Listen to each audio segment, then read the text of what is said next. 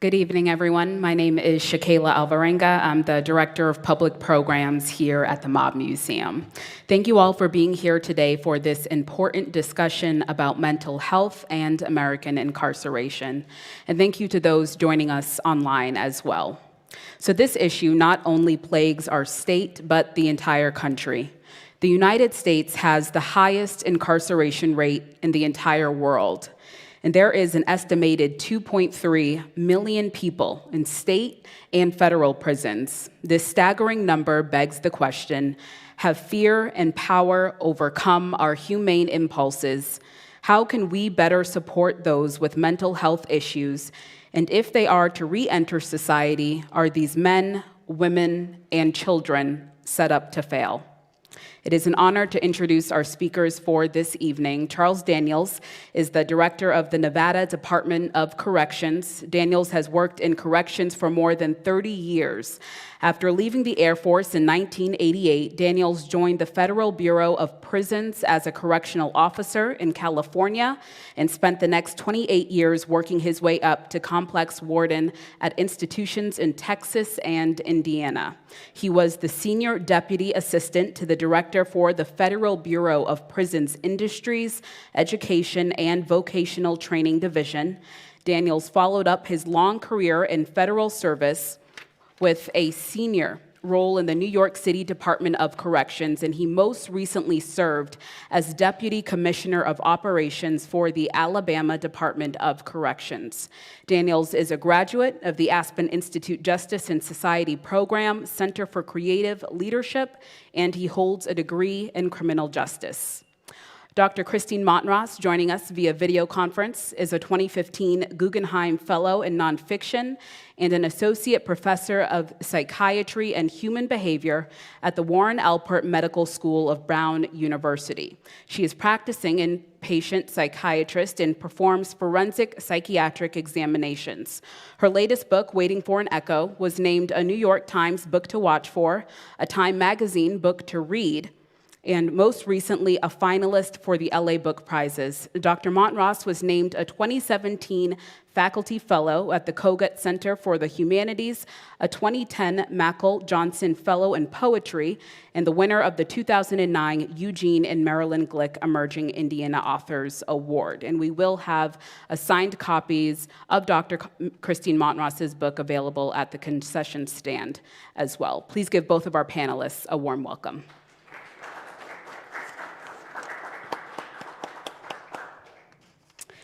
So let's start with Dr. Christine Montross. Thank you for joining us, Christine. Let's start with an overview, really, of your book, Waiting for an Echo, The Madness of American Incarceration, which really was an alarming, unsettling, and powerful demonstration of the structural problems within mass incarceration. Why was it important for you to write this book? And please tell us about your findings as a psychiatrist working on the ground with correctional officers and inmates. Thank you, Shakayla. Good evening, everyone. I'm envious of you all being there together. I've done many of these events, and all of them have been strictly on Zoom. So it's a real treat to see people gathering together for conversation, and I'm really happy to join you this evening. Pleasure to be here with you, Director Daniels, as well, and I'm so looking forward to our conversation this evening. So I work as an inpatient psychiatrist, as Shakayla mentioned. I work in a freestanding psychiatric hospital. And the units on which I work are called the intensive treatment units. They're the psychiatric version of the ICU. So the patients that I treat there are patients who are severely mentally ill, seeing visions, hearing voices, actively trying to harm themselves or other people. And what I have found in my years of work there is how often my patients with severe mental illness came in contact with police and law enforcement, and often served time in prison and in jail. So I began talking with my patients about what happened to them when they would come in contact with police and serve time in correctional facilities, and really began thinking about how difficult it often is for my patients to comply with norms in our societies, which is often how police get called in the first place. When my patients are charging through TSA or yelling out loud in Starbucks or something, and police are often called in those moments. But I also think about how hard it is sometimes for them to comply with the rules and regulations, even in our hospital, in a therapeutic place that was meant to keep them safe. So I began thinking about how difficult it must be when people with active psychiatric symptomatology are in a facility that's not therapeutic, that's actually intended to be punitive, and how difficult it must be for them to comply with the expectations of them that are set for them in there, and also how difficult it must be for those who work in that environment to have the massive influx of mentally ill people into these facilities that we know is true in our country. So that really was the impetus for me to begin writing this book. I started performing competency to stand trial evaluations and going into jails and prisons just to see what it was like for my patients who spent time there. And what I found was that certainly it was a place that was not therapeutic for my patients. Often it was a place that was psychologically damaging for people who were mentally well to begin with. And that really became the basis of Waiting for an Echo and for my book. Thank you, Dr. Montross. Well, we know that the prison population has more than quadrupled over the past 40 years, and over the past decade, Nevada has seen a 35% increase in offenders entering prison with an identified mental health need. Charles Daniels, you started your tenure at the Nevada Department of Corrections in 2019. What are some of the issues that you faced over the past year or so? And this year has clearly brought a unique set of challenges with COVID-19.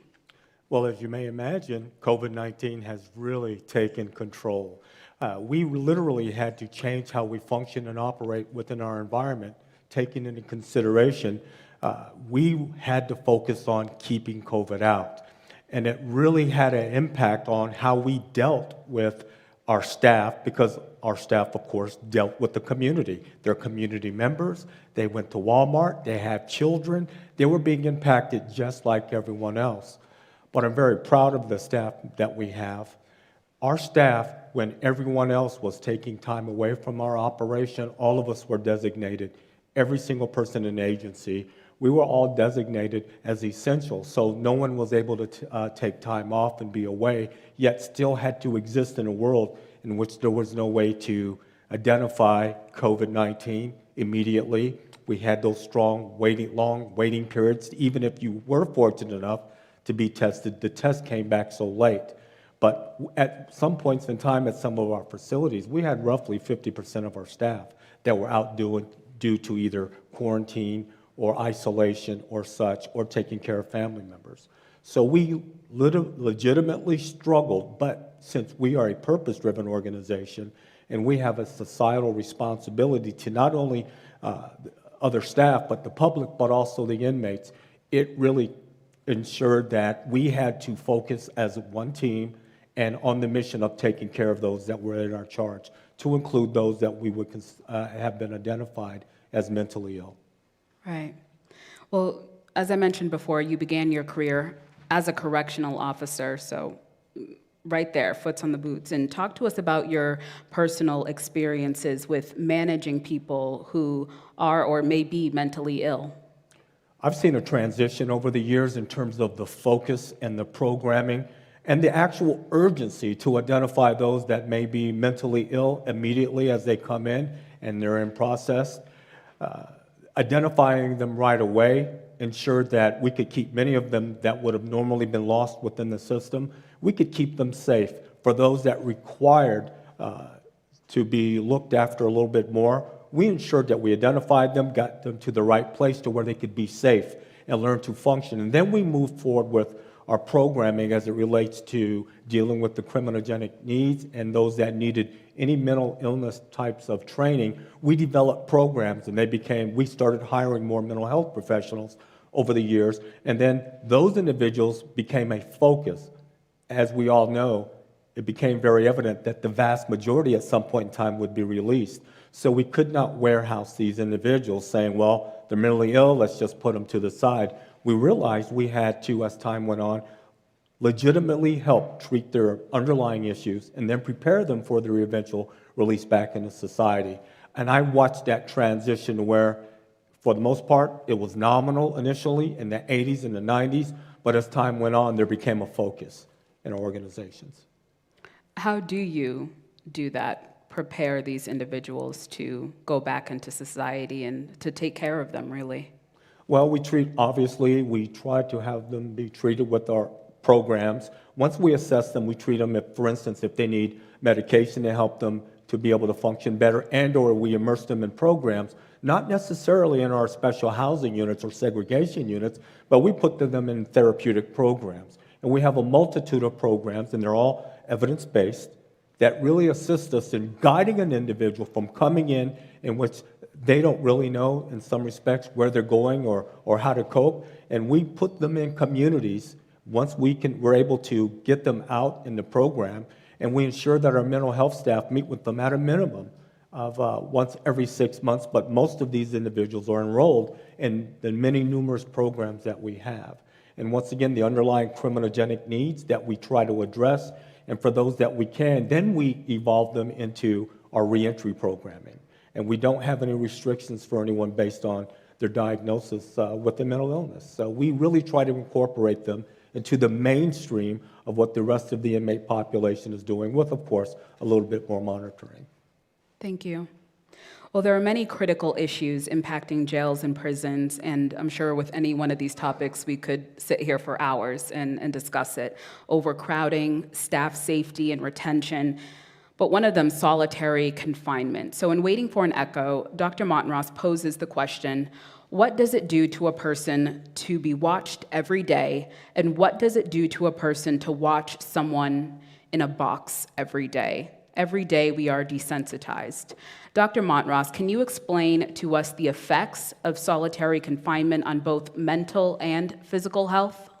Sure. And one of the things I want to respond to that Director Daniel said, which I think is really a key point of what he raises, is how much of a responsibility we have put for treating and caring for the mentally ill on our correctional facilities. And I think that's a really important question to ask as a society, if that's the appropriate place for people who are really in need of a great deal of care. And when I spent time in various jails and prisons, and one of the places I visited in writing my book was Cook County Jail, which is our nation's largest psychiatric facility in Chicago, despite the fact that it's a correctional facility. The sheriff, Tom Dart, and I spent a lot of time talking about the kinds of programming that he has done there, which sounds similar to the kind that the director describes here, where the correctional facilities are really having to meet the needs of a vast influx of mentally ill people as services have really deteriorated for psychological and psychiatric treatment in the community. And I think that the question that arises is really whether that is the appropriate place for mental health treatment. And Sheriff Dart said to me at one point, that legislators and community members see that the jails and prisons are providing treatment to people that sometimes otherwise would not have treatment. And Sheriff Dart said, what I'd like to do is pull that treatment away and force legislators to provide community programming, but these are people's lives at stake. You can't just let the whole thing burn down. And so I think we really have to call into question whether that's the appropriate place, a non-therapeutic environment for people to be receiving care. And often it is one of the only places they can receive care. And I think that leads in, Shakayla, to your question, which is, I spoke a bit at the start about how people with mental illness sometimes have difficulty complying in situations that demand compliance. And in correctional facilities, there's a very clear expectation. You have to follow the rules. And if you don't follow rules, there are consequences.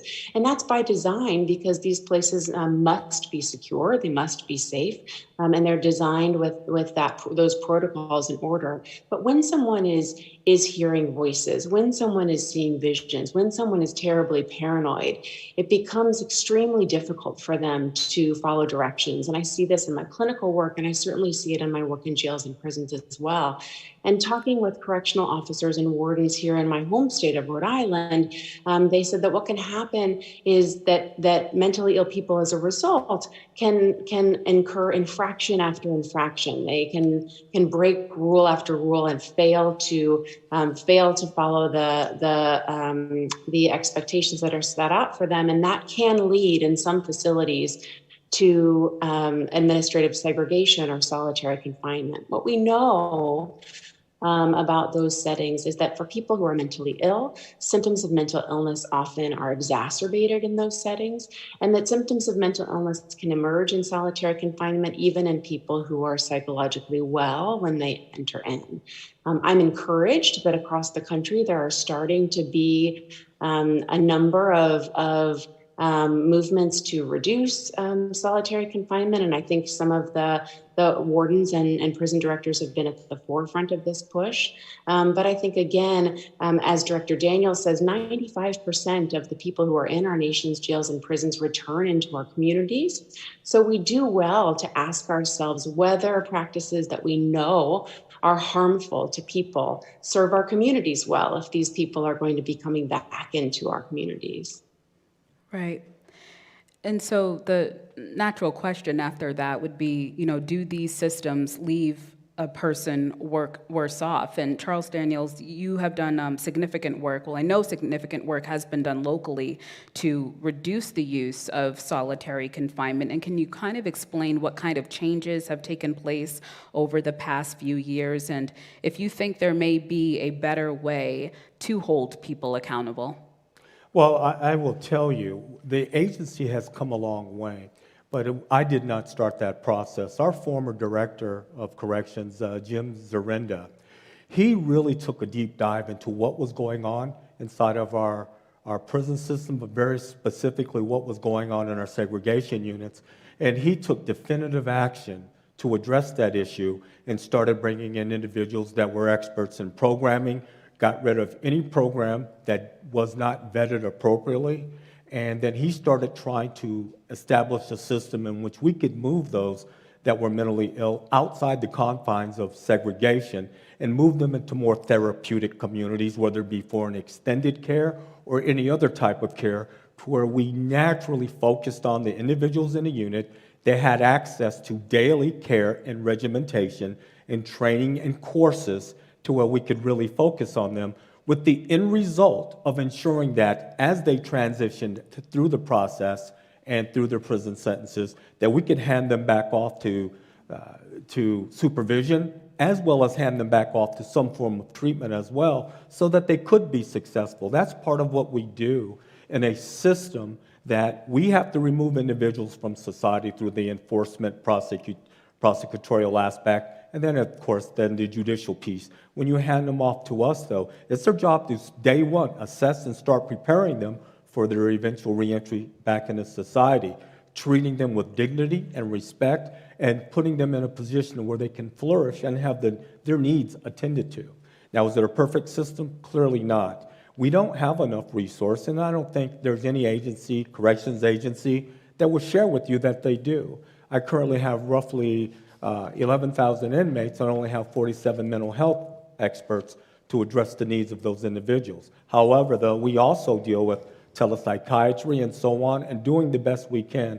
But the ultimate goal is to minimize or eliminate the amount of time a mentally ill person is inside our segregation units, and to focus on keeping them out by addressing their needs and meet them where they are and guide them to where they need to be. And Dr. Montross, I'd like for you to respond to Mr. Charles Daniels. What are your thoughts when you hear that number, 46, I believe? 47. 47 mental health professionals compared to the 11,000 inmates that you have at the Department of Corrections? Yeah, it's a crisis in our country, and it's not limited just to the jails and prisons. Although there are about 350,000 people with severe mental illness in our nation's jails and prisons right now. And when I say severe mental illness, I'm talking about schizophrenia, schizoaffective disorder, bipolar disorder, major depression. That's not even counting, people with substance abuse issues and anxiety disorders. So there's no question that people with psychiatric illness are in our facilities, and they're they're in them in substantial numbers. And so we owe it to the facilities to provide them adequate funding for enough staffing to provide that care. But I think there's a sort of a larger question here also, and it gets back to one of the points I raised earlier, but I'll elucidate it a little bit with an anecdote. I write in my book about talking with a police commander in Portland, Oregon, who was sharing one of the issues that she and her police officers frequently encountered. So she told a story as an example of a man who was at the Portland waterfront, and he was clearly mentally ill. He had a gallon jug filled with fluid attached to a chain, and he was swinging it over his head and charging at people. People were terrified. They called the police. The police came, and Commander Westbrook described how the police officers, over the course of a couple of hours, de-escalated the situation, brought the man without any kind of violence to the hospital emergency room. And the hospital had no psychiatric beds available. And so, in her words, the man was discharged from the hospital before the police officers were done with their paperwork. Shortly, he returned to the Portland waterfront. The police were called again. And she said this time, rather than take him back to the emergency room, knowing what the outcome would be, they took him to jail. And when she described that, she said, there are times when my officers undergo what we've come to call a compassionate arrest, that we know when people are taken to jail, they will at least get 3 hots and a cot. They will at least get psychiatric care on their medications. And I think the larger question that I would like to pose in this, as we consider this, is to say we would never do this for someone's diabetes, right? We would never do this for someone's high blood pressure. We would never say we are going to arrest someone to make sure they get their chemotherapy for their cancer. And so what we have done as a society is we've underfunded mental health care, both in the prisons, as Director Daniels describes, but also in our communities, so that there are not adequate resources for mentally ill people, which means that in a crisis, police are called, and people who really are in desperate need of treatment end up, instead of under the auspices of hospitals like mine, under the auspices of Director Daniels. And those facilities are not adequately equipped to handle people with severe mental illness, trying as hard as they may be to do so. When you mentioned before just the lack of resources, not just here in Nevada, of course, across the country, does it boil down to funding? And is there anything that you're pushing for in your department?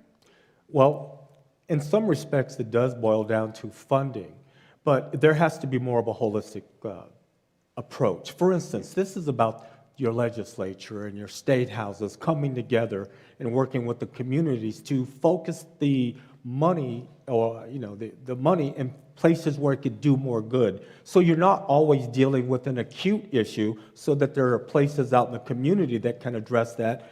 The last place you want an individual that's struggling with mental illness is inside of a prison environment, because of the restrictions, also with the inability to cope. So right off the bat, we now have to deal with acute issues.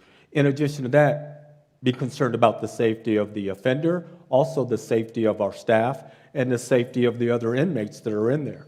And so at the very beginning, it's somewhat contentious, and we do our best to try, once again, to identify who we're dealing with, try to get them to a place to where, number one, they can be safe, and number two, we can deal with the acute issue that's at hand at the moment, if there is one, and try to get that treated to where we can stabilize them and then try to move them forward within our system.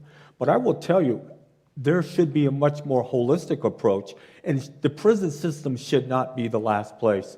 I believe most people wouldn't argue with these statistics, that I believe roughly 490,000 mentally ill have been released since 1955 through 1990.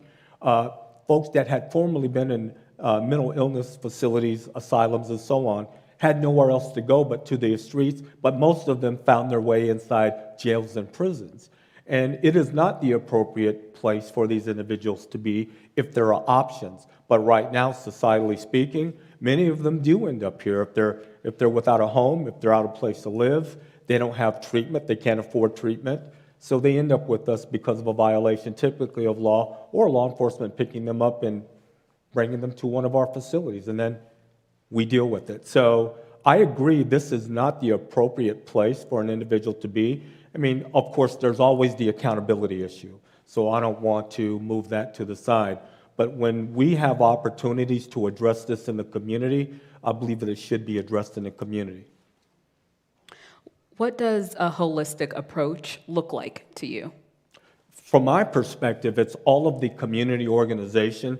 And then, once again, there has to be a component of the folks in the legislative process, the people that make our laws. And they're going to have to, when we're determining, so where do we want our priorities? Most of us would say unequivocally, the children, the education, things of that nature. But there needs to be a larger portion for those of us that are less fortunate, but also need assistance in managing their lives due to mental illness. And if we can intervene there and then help them into programs and lifestyles and whatever it may take, medication, to keep them out there, I think it would benefit society more and it would be much more cost effective. You really don't want to send an individual to prison and spend $35,000, $40,000 a year to keep a person there who, quite frankly, probably would do much better if you had resources in the community. So when I say holistic, it's not just the prison system, it's not just the mental health community, it's society in general saying we need to prioritize these individuals that are struggling with mental illness and before they get to prison. So that's what I believe we should do. And so my hope with this program with Dr. Montross and Charles Daniels is that we can talk about possible solutions when it comes to these types of issues. So, Dr. Montross, I found it was interesting when I was reading your book. I wanted to discuss with you the case that you make for reforming America's prison system to better reflect countries such as Norway and Sweden. So, what did the rehabilitative process and the restorative justice lens look like when you visited these countries? Kind of just take us through that process. So one of the first things that I noticed when I went there was that the moment. So I spent some time both in Sweden and in Norway, and both of those countries, Norway in particular, had a period of time in the 1980s and 90s where their recidivism rates were on par with ours. And when I say that, I mean 60 to 70% of people who were arrested were returning to prison. Ours is about 68%, our 3-year recidivism rate from U.S. state prisons. And they had made a shift where now only 20% of Norwegian prisoners are arrested in the 2 years after their release. So they had undergone this really dramatic shift in terms of recidivism rates, which was impressive. But they also said there used to be a great deal of violence in the prisons. There was violence between detainees. There was violence, detainees onto officers. There were escapes. There had been someone who had been murdered. And so they really re-envisioned their prison system because they felt as though it wasn't working. And this not working is something that I heard from almost everyone when I researched Waiting for an Echo, that the system is broken, and in some ways it's broken beyond repair. So to see a place that had had that sense as well, and then had undergone some really significant changes in order to come up with better results was quite inspiring to me. So a couple things really stood out. One was that when detainees are brought into the prisons in Norway and Sweden, the very first thing that's done is a needs assessment. So to really look at what circumstances led to the person being in a situation where they committed a crime, and then rather than the American sense of doing time, which is really very much how we think about sentences in so many ways, the effort of the period of the sentence was to constructively look at what needed to take place in order to prevent the person from committing crimes again in the future. So if someone needed education, they received that while they were incarcerated. If they need job skills training, that was their focus. If they needed financial training or substance abuse treatment or anger management, that was really a targeted, individualized approach while they were incarcerated over the period of their sentence. The other thing that was fascinating that I think is really, really different than our system is the Norwegian government decided to stop meeting hard with hard and start meeting hard with soft. And what they meant by this was that approaching corrections from a purely punitive way was not working. So what they did was they transformed the role of the correctional officer into one that was more akin to a social worker. So they had responsibilities of security, but also almost like a nurse. They were paired with detainees, and the job became very much one of trying to move that person through a course of almost analogous to healing, from a period of time where they committed this offense toward the period of their release, and really helping them position themselves with job training, with education, and also with periods of reflection to try to determine how they could prevent themselves from returning to prison when they left. And they've had enormous success with this. One of the real differences, I think, is that as a society, and I think Director Daniels is right, that part of the holistic approach here is that the responsibility is not just with our prisons, it's with our legislators and with those of us who elect them, that we really insist upon suffering and vengeance being at a core of our legal system. That many of us say things like, if you can't stand the time, don't do the crime. And that when people are locked up, we don't actually care what happens to them while they're there because we presume that they deserve whatever they get when they're there. It's also hard to justify spending a lot of money on college education for prisoners when many people can't afford to send their kids to college. But I think what we have to do instead is reframe our way of thinking and say, if our priorities are suffering and vengeance, we're doing a beautiful job of that, but our recidivism rates are poor. What we really want is safety and justice, then we need to let go of the idea that prison needs to be a place that's punitive. We need to provide funding for programming, and we need to stop meeting hard with hard and start meeting hard with soft. But that's a philosophical reframing as well that's hard for us in America to do. Yes, I would like to comment on that, and thank you very much for your comments. That's very enlightening. I would, though, like to take you to where we are right now, 2021, in the end of March. Right now, we're engaged in our budget battles, which every state has to deal with. We're on a biennium system. But one of the things that I've noticed in dealing with many of the folks in the legislature, whether it be in the Senate or the House, there are some people that are very passionately committed to making this positive change. And they are not holding back on their desire to make meaningful change in the system in terms of how we deal with those that are incarcerated. And we're at now that point where they're not hoping, they're insisting, and it's very refreshing. And in many respects, you would think we would be adversaries, but we're not. We want what's best also. But I would also be remiss if I didn't mention what's going on with the governor's office. When I hired on, he made it clear. He was about taking care of those that were less fortunate. He really strongly believes in education. And he went out to my maximum security prison with me and toured and talked directly to those individuals about changing their lives and preparing themselves for their eventual reentry back into society, and how they were going to have to be a part of their own success, have to participate in their survival and move out. But he was going to give them every effort to transition out. And he instructed me, we have to move these guys down and get them ready and do what you have to do as it relates to reentry. You do not have to follow the beaten path. You may make positive change to help facilitate that transition. So in accordance with what Doctor said, I will tell you right now, we're on the forefront of making significant changes, and I'm very, very proud to be a part of the movement. But what surprised me the most was not the support from the governor, because when I interviewed, that was a huge portion of my interview. But the fact that we've got people on the other side, people in the Senate and the House, they're fighting, and they're fighting for it. It's just not, there are no slogans anymore. There's none of this, okay, we're going to try. They were literally saying, we are changing the dynamics of how we're going to interface with those that have been removed from society. And I'm very proud to work with them. I'm sorry if I can just add, I think this is a period of great hope. And I think that, in a period of time in politics when there is almost zero bipartisanship, I think prison reform is an issue that really has bipartisan support. And there was a panel where Newt Gingrich and Cory Booker were on stage together, both talking about prison reform. So I think Director Daniels is absolutely correct.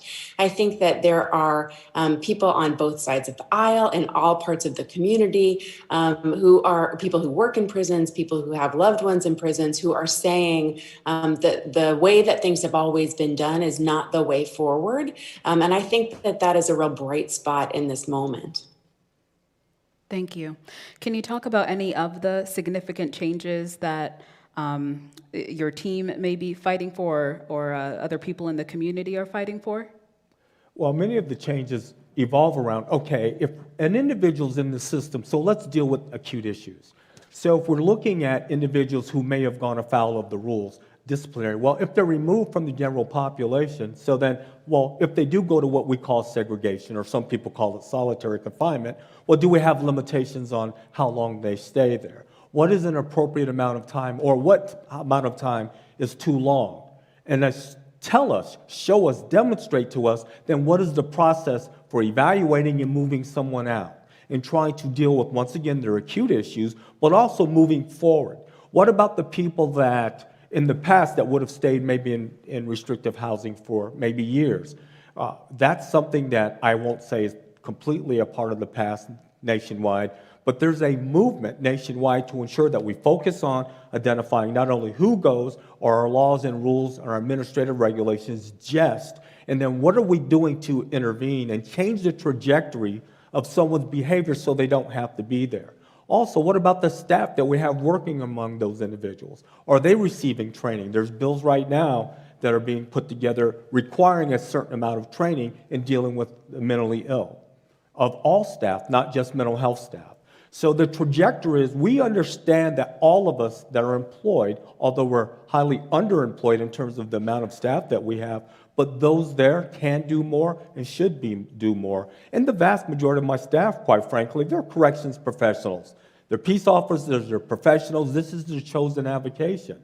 And they do want to make a difference. And very few people have a real opportunity to make meaningful change and a difference in someone's life by modeling behavior in certain respects, providing the training, and giving those guys that nudge and that push when they need it. So once again, a lot of the things that would typically be internal are now being addressed with the legislature. They're looking at, quite frankly, racial injustice, economic empowerment. They're looking at what makes an individual holistic.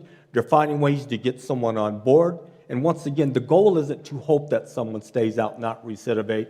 We should be at a level where there's a high probability that they will not return. And that's where we're trying to get. And as an organization, as a group of individuals, we're focused on that issue. That's where we're going. And it's a big piece of what we're trying to do. And you will see much more of that. Obviously, we're still dealing with the issue regarding COVID-19. But I will tell you on the forefront, and I'm not receiving any pushback, left, right, legislature, governor's office, they're all saying we must do better. And it's comforting, quite frankly, to understand that everyone involved is looking to do better. And so I'm looking forward to it. Thank you. And, on the subject of politics, I want to spend a few minutes. Dr.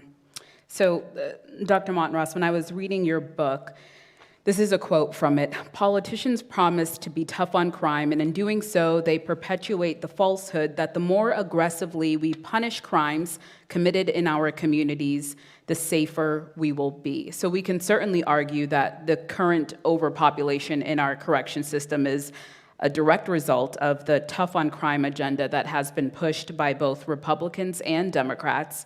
And so, Dr. Montross, why do you believe it's important to reject this rhetoric of tough on crime?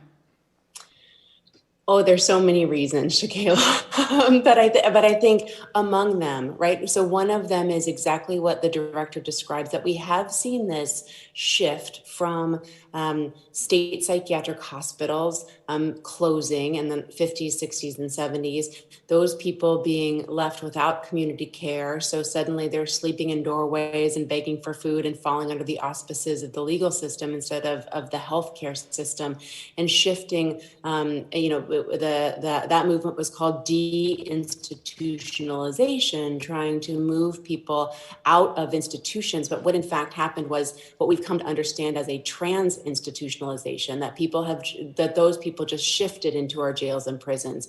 So we see, people going from a therapeutic environment into a punitive one. So partially my resistance to tough on crime is that the crimes that I see my patients arrested for are often crimes of symptoms, crimes of survival. But like I said, shouting in the Starbucks, yelling at someone with paranoid beliefs. And I think that all the other core truth at the base of this is that all of us commit crimes, but only some of us serve the repercussions for those. And so I think, there's a section in my book where I write about being at a dinner party with 7 of my closest friends and talking to them about how one of the central challenges of the book was to get people to care about what happens to people who are in prison, because of this idea that people who are in prison deserve really severe punishment. And we went around the table and listed all of the crimes that we had ever committed. And among them were felonies. And these are people who prescribe medication, who care for my children, who manage, one another's finances, who play on the church softball team. And they had done things like carry a loaded revolver across a college campus that wasn't licensed to them, and mail drugs across state lines, and various things that other people certainly have served time for. And so the understanding that when we say tough on crime, we're also tough on particular groups of people who commit crimes, that based on socioeconomics, certainly based on race, that different people are treated differently for the commission of the same crimes than others. So tough on crime is not a universal standard. I also think, in particular, when thinking about my patients, we really have to think about why we have a police response to mental health emergencies. So even the definition of what we consider crime to be, right? So family members who are worried about a loved one in crisis, someone who's walking down the center of the street that's not adequately clothed in the weather because they're not thinking clearly. Family members will often call police in this situation because they don't know how else to get the person help. And then the outcome of a person's life can vary dramatically based on whether the police in the moment of the encounter take that person to a psychiatric hospital or take them to jail. And so we also have to understand that, what are we calling a crime? And are police always responding to something that is truly a threat to our societies? Or are they responding again to the failings of our community to provide for people who are vulnerable and who need care? Thank you. Mr. Daniels, I would also like to hear your thoughts on the rhetoric, tough on crime. Well, having worked my way through the 80s and 90s, and you couldn't be elected in the late 80s and early 90s unless you were diehard, and you had to be more than the next guy. And the kiss of death, of course, was to be labeled soft on crime. You were not going to be elected. But I'll tell you what, there was a glimmer of hope even back then. And even though we went through the Sentence Reform Act, then followed up by the Comprehensive Controlled Crime Act of, I believe it was 1986. But what we started to see, and what I haven't heard mentioned, so I'm going to bring it up, there's a group of individuals that are, in many respects, at the spearhead of making this change, and it took that spear. It's the members of our judiciary. We're at many of these state Supreme Courts, as well as many of these judges, chief judges, and so on. Behind the scenes, many of them are really involved and have evolved, and they're making a difference. They're talking about these issues in courts, at symposiums, at their meetings, about how can we look at the individuals that are impacted by the rules of society and then find themselves in the judicial system. But what can they do to have someone not necessarily be mainstreamed into the system, but what do they have that's as a set-aside, maybe a drug court or maybe a peer court or something that will stop an individual from having to be mainlined into prison and then be deprogrammed into something that that person can't pull out of, especially when they're very young.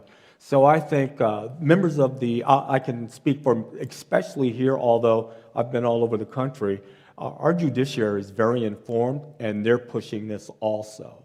And so once again, as a part of that holistic experience, I've noticed that now everyone's involved. It's no longer a red herring. Now, will there always be a need for law enforcement? Absolutely.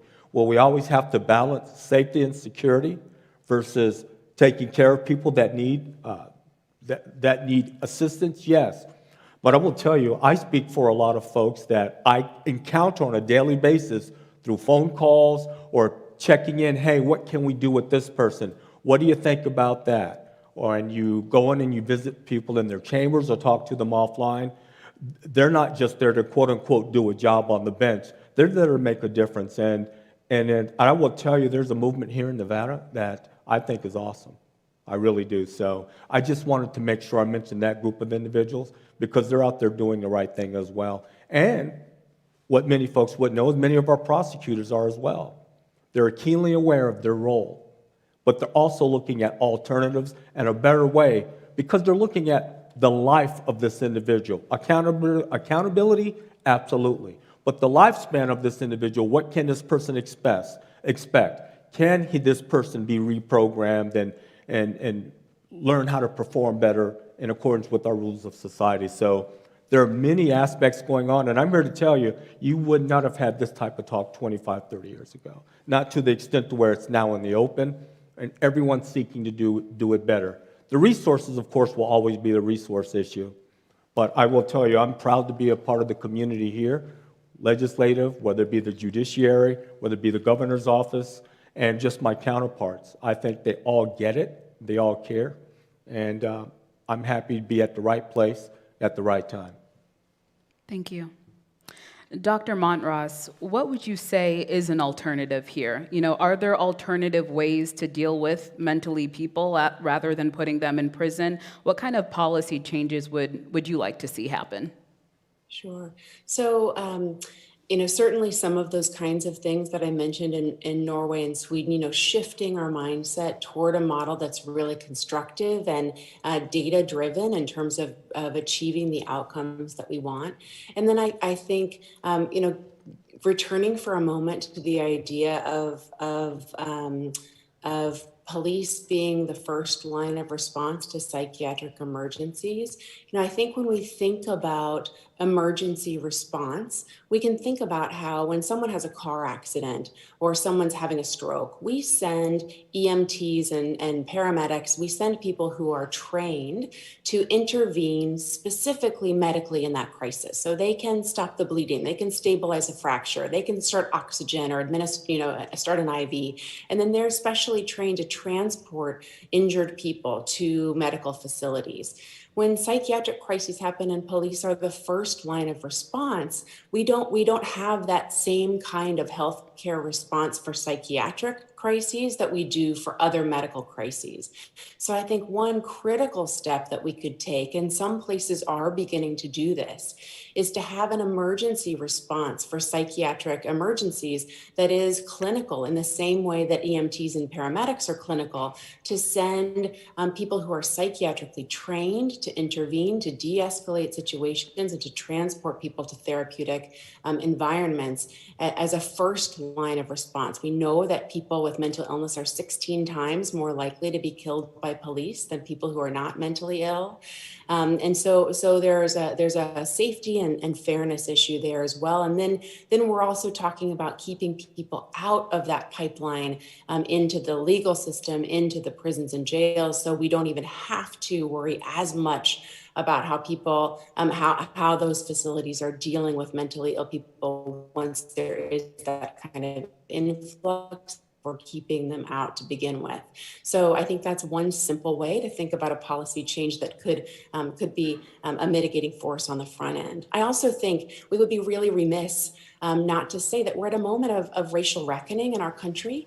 And I think when we talk about drug courts and specialty courts and diversion, we have to acknowledge that people are, and I don't speak for Nevada. I don't know the statistics in Nevada, so this is not state specific. But for instance, when you look at children, Black kids are more than twice as likely to be arrested than white kids for the same offenses. They're substantially less likely to have cases diverted and benefit from those specialty courts. They're less likely to get probation instead of jail time. And Black kids are 4 times as likely to be committed to a detention facility than white kids are. So we do have in place some of these mitigating moments and places where people can peel off and be pulled off of this path toward detention. But we have to really understand that it's not applied uniformly in our country. So I think another piece that's really critical is to start to examine and make sure that we're understanding and recognizing the racial injustices that have historically undergirded our system of incarceration, which continue. Absolutely. Thank you, Dr. Montross.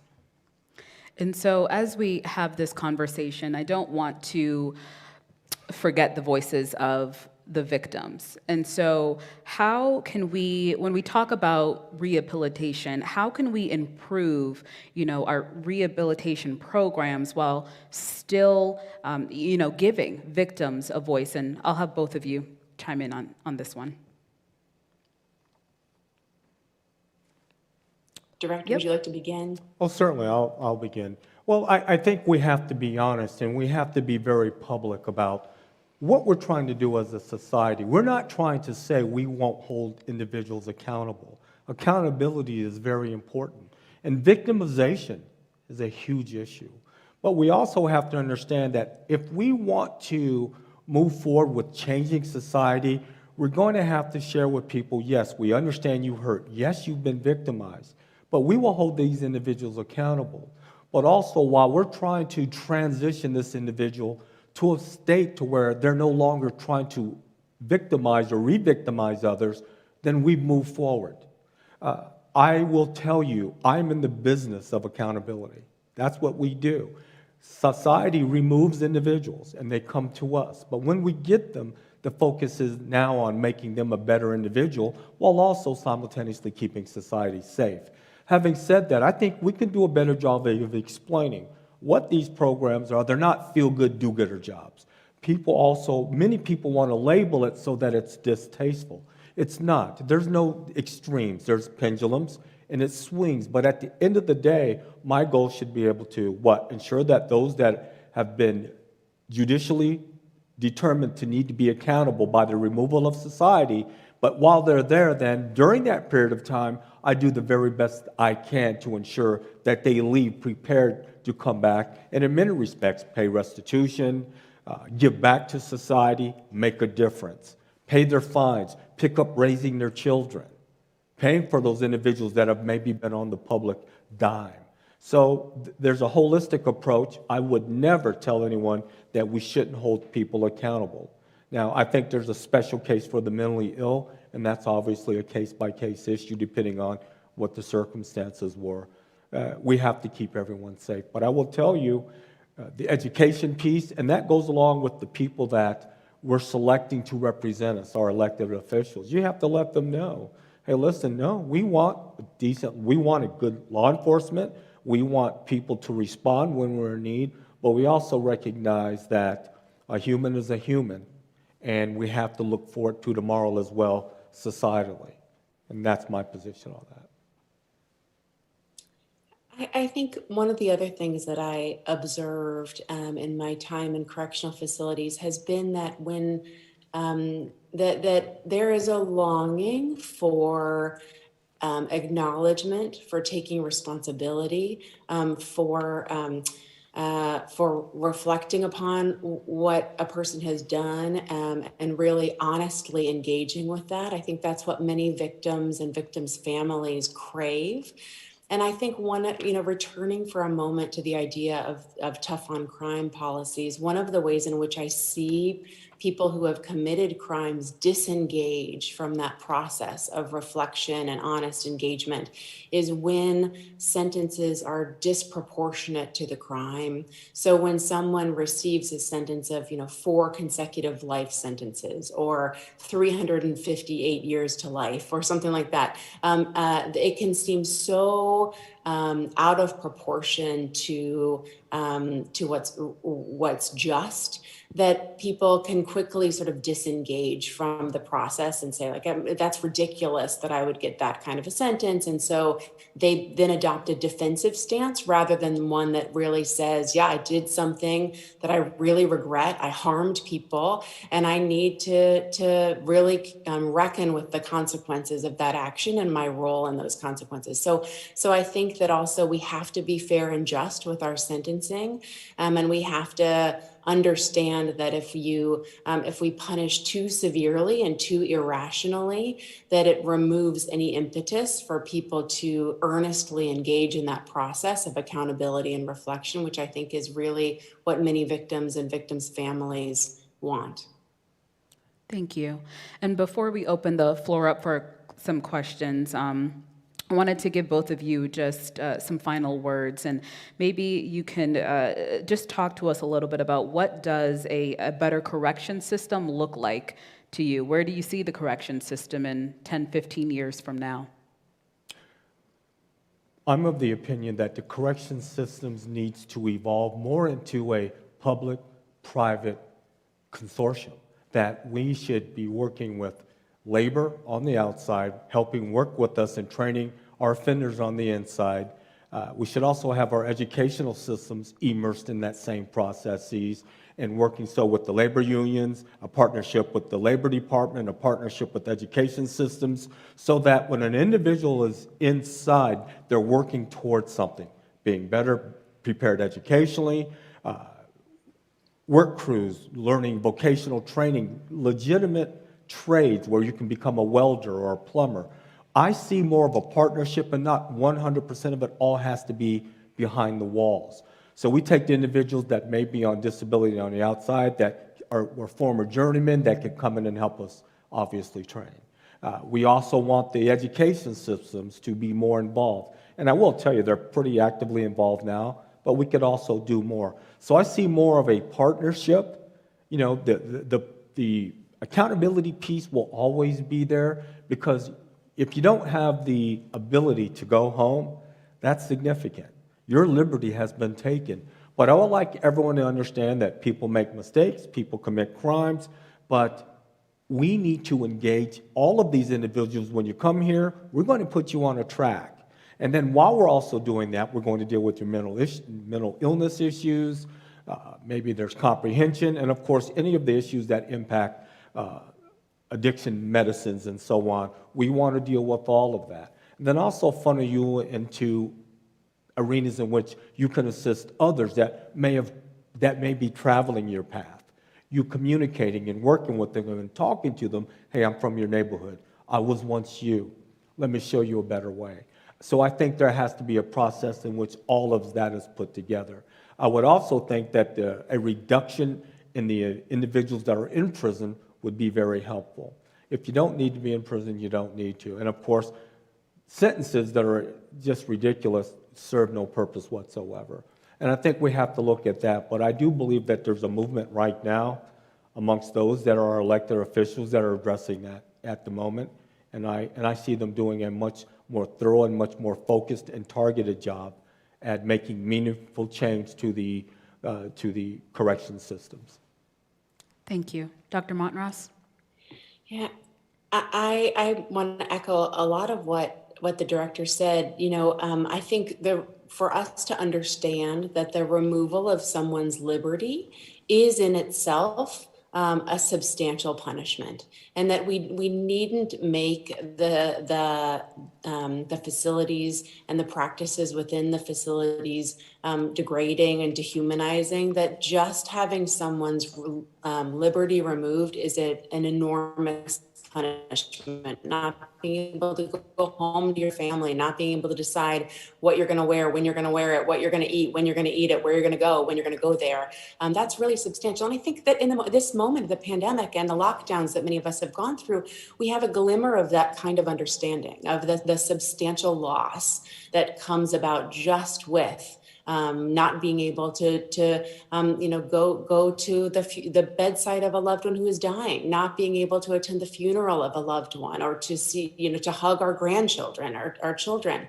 And so those of us who live free lives, I think for a moment have started to understand the significant punishment that's just removal of liberty. And so I think that's a critical piece. And so then we talk about what happens then within the walls that can make it a better system.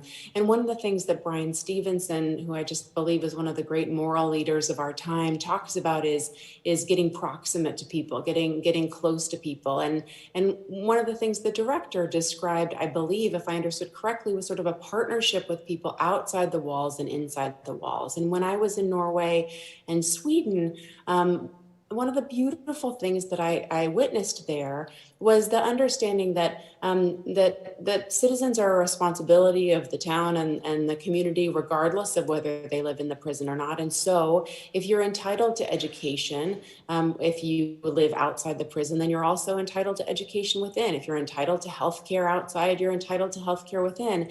And so they would have the same providers, the same teachers would teach both outside of prison and inside prison. The same dentists would work outside the prison and inside the prison. The same substance abuse therapists would work inside and outside. And what that meant was, first and foremost, people in the community spent time with people who were detained in prison and came to understand them as human beings. And also then when people left the prison walls, they had relationships in the community that were established that didn't mean there was this fracture and rupture of their prison life and their free lives, but instead they could continue to see the therapist that they'd been seeing in prison. They just saw him or her on the outside now. They could continue to go to the same doctor. They could continue to go to school with the same teacher. And so I think that kind of continuity is a really beautiful example of how to ease this false kind of separation we have, where we really remove people altogether from our society without acknowledging that, of course, they're going to return. Thank you both. Are there any questions in the audience? Jeff has a mic. Oh, actually, the mic's right over here to the left of the stage. It's a little hard to see from up here, but if you have any questions, you're more than welcome to head right over to this mic. Yes.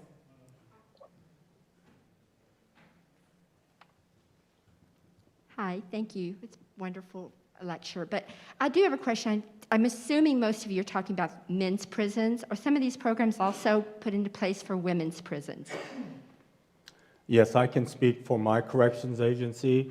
Yes, we have literally the same programs, not maybe as large, but our female population is much less than our male population, but especially as it relates to addressing issues with the mentally ill, anyone that's been diagnosed as mentally ill or severely mentally ill, yes, we have corresponding programs. And in addition to programs being available, I think we should also recognize that women and children are incarcerated in our country and are also subjected to some of the same practices that we talk about that are troubling. So the title of my book, Waiting for an Echo, actually came from talking with people in a juvenile correctional facility about a policy in a Connecticut juvenile facility where it was for boys ages 14 to 20 who could be sent to solitary confinement for up to a year as a punishment. And that's not true in every state in America, but it was in Connecticut. And to think a little bit about what that does differently we know what that does to an adult brain, to really think about the neurodevelopment of a teenage brain to be in a situation without the kind of engagement and interaction that is really so critical for juvenile development was appalling to me as a mental health expert. So I think that we do right, and I appreciate your question, to think about the fact that these are not just 30-year-old men in prison. These are also 80-year-old men in prison. These are also 65-year-old women. These are also 14-year-old children. So we do right to call attention to the fact that this is not a one-size-fits-all situation. Thank you. Were there any other questions? Yes. One moment. I talk loud so that, oh, okay. Where does addiction fall into this? Because I know a lot of people that are in prison are there for drug-related offenses, and I'm sure there are many that suffer from addiction. Is that part of the mental health? Is it part of regular prison, or what? Where does it fall? I can speak for, hi, this is Charles Daniels, Director. I can speak for my organization, and we recognize addiction as one of the issues you have to treat right up front. And it's not something that goes away and you complete a couple of courses and you're good. We recognize that addiction medicine is relevant, it matters, and when people are under control of addiction, most people have zero desire to be under that control, but they struggle with what one would call the rewiring of a brain, and we have to teach them a different way to train, a different way to think and to cope.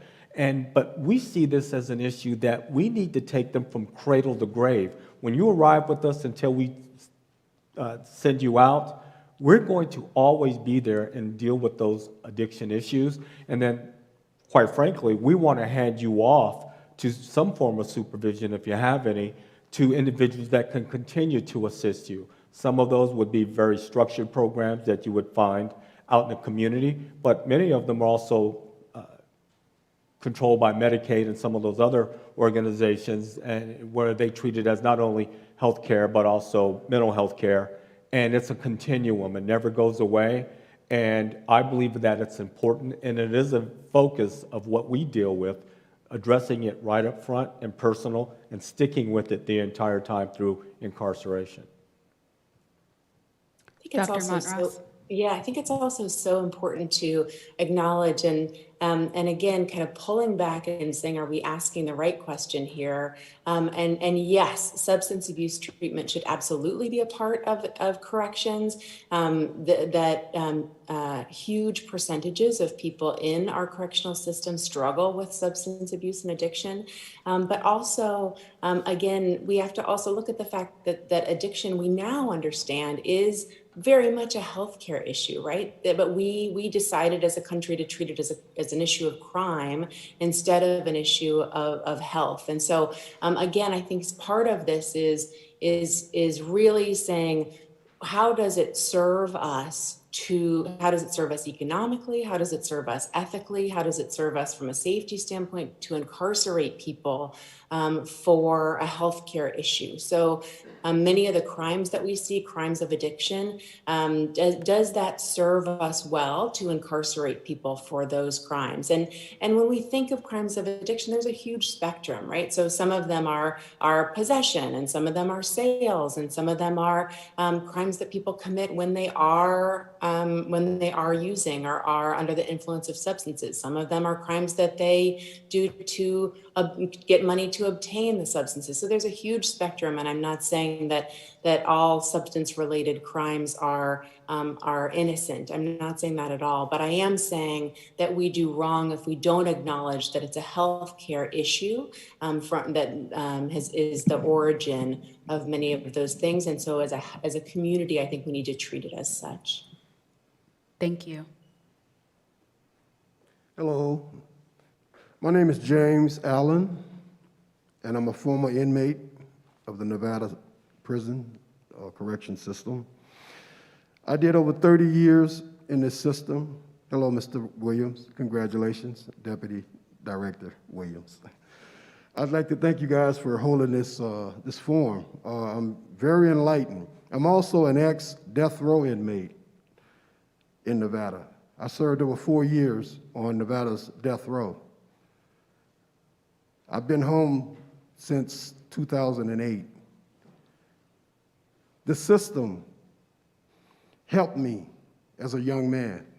I received, and I'm not up here to make a statement, I would love to have an audience with the new director and Mr. Williams, if possible. The system helped me. I was a young man, and I committed a first-degree offense that landed me on death row, which was first-degree murder, a capital offense. I was talking to some legislators Monday about capital punishment in a virtual Zoom, but I'm out here and I'm living this after being in prison as a young man. I'm 61 years old now, and I'm living my life, and I voted for the first time in my life for a U.S. president. I thought I would never have that opportunity. It took psychiatrists and psychologists to come on death row in the state of Nevada and talk to a young 17, 18-year-old young man, not to give up.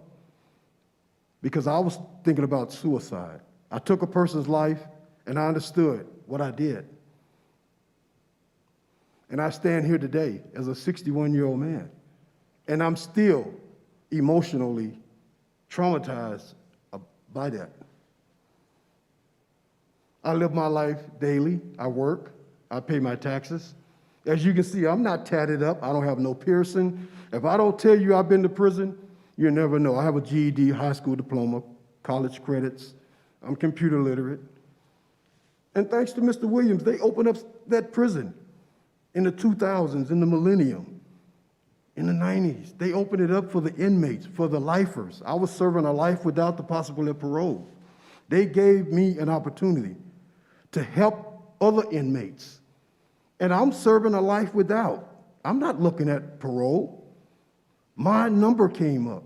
And thank God we had a governor, the late Kenny Gwynn, may he rest in peace, and Director Jackie Crawford, that believed in a lot of the lifers. And she gave us an opportunity. And Mr. Daniels, I want to thank you, because I hear that in you, sir. Give those men an opportunity, because when they come home to guys like me that let them know you can make it. You can do it out here. It's not hard. But the system has to open it up and give them a chance. Thank you. Thank you, sir. May I? Yes. Thank you very much for your comments, Mr. Allen. He was referring to Mr. Williams. Mr. Williams is in the audience. He is actually, his name is Brian Williams. He was the warden at Southern Desert as well as High Desert State Prison, but he's also currently the Deputy Director of Operations in the Nevada Department of Corrections, and he's a first-class leader, and he really believes in the change, and he's representative of the 2,700 men and women that work for my agency, of which I'm very proud to serve with. So I just wanted to publicly acknowledge Mr. Brian Williams. Thank you. Hello. As a person with, probably not as severe as you see, but a mental illness, when you speak about getting them the help they need, are you hooking them up with people outside once they're freed, or is it only within there, so then the continuity of that relationship with the therapist or whatever then has to be reinitiated outside? It helps to not. Well, I can share with you, that's a huge issue right now, the continuity of care, whether it be mental illness or physical. We believe in that, and we work with multiple organizations to try to ensure that continuity of care. It does have its issues on occasion simply because of logistics, funding, and so on, but we recognize that that's something that should be literally automatic, and we do the best that we can, and we are improving in that arena, and we work with multiple agencies to ensure that that happens. But we are not 100% perfect. I wish I could declare that we are, but we're certainly moving towards those goals. And there are, quite frankly, quite a few members that are in the legislature and in the governor's office that are really taking a strong look at that. and they're trying to gather and corral the resources to ensure that this is literally automatic, not just something we strive to do. So I agree with you, and we're moving towards making it much better. So thank you for your comments. Thank you. Thank you all for joining us, and again, for those joining us online, we really appreciate all of you being here and engaging in this important conversation. I especially want to thank our panelists for tonight, Dr. Christine Montross, the author of Waiting for an Echo, and Charles Daniels, the director of the Nevada Department of Corrections. You both are very much appreciated, and we thank you for the work that you are currently doing in our community, because we know that it's a hard one. So thank you. Thank you all. Thank you. Thank you.